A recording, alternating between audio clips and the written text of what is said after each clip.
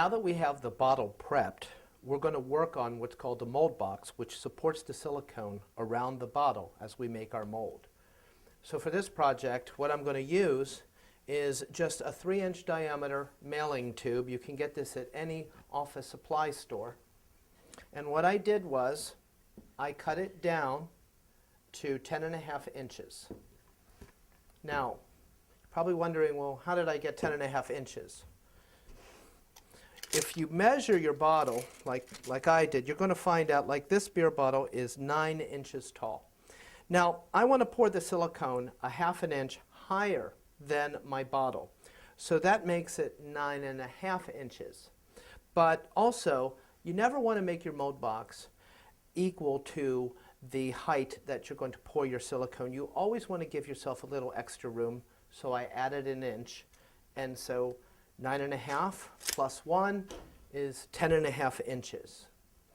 Now, after I cut this mailing tube, what I did was I took a magic marker and I actually marked the inside of the tube where my 9.5 height is. Remember, that is a 9-inch bottle plus a 1/2 inch of silicone. And what that is basically a mark that lets me know that I've reached my proper height and I can stop pouring my silicone. Once you've done that, the next consideration is that this mailing tube is made out of paper. Now, paper is porous.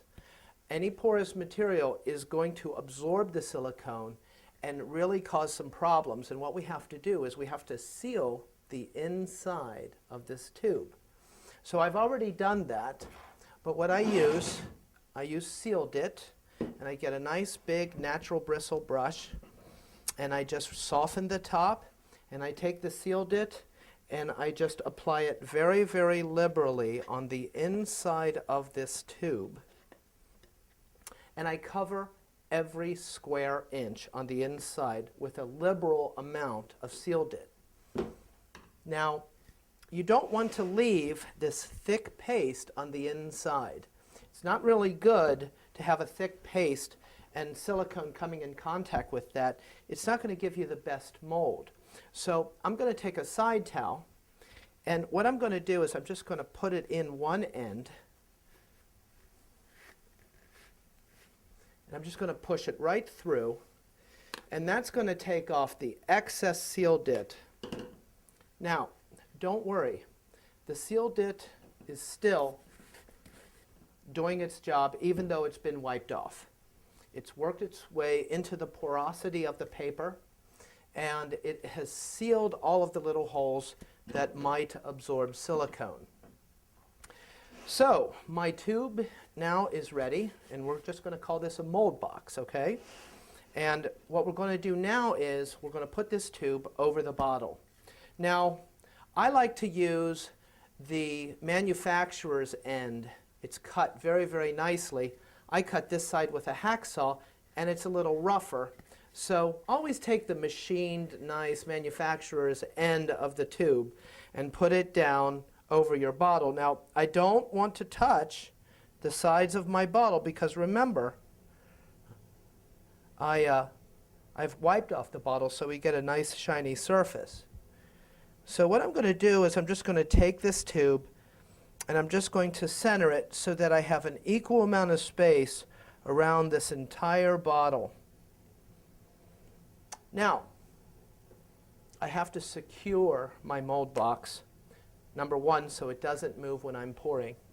Number two, so it doesn't leak.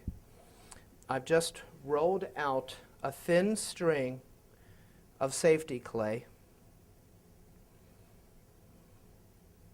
And because my mold box moved a little bit, I'm going to readjust.